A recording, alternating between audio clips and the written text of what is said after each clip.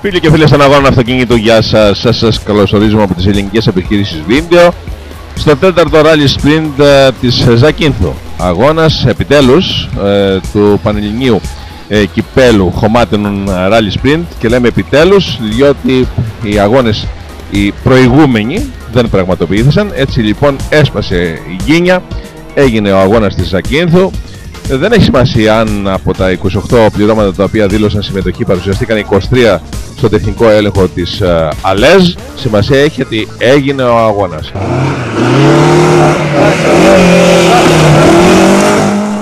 Υπαριθμόν 20 συμμετοχή, ορμόμενοι από τη Σπάρτη, ο Λάμπρος Αλαμπρόπουλος με τον Νίκο Δομαλικότσι και τον Nissan Violet.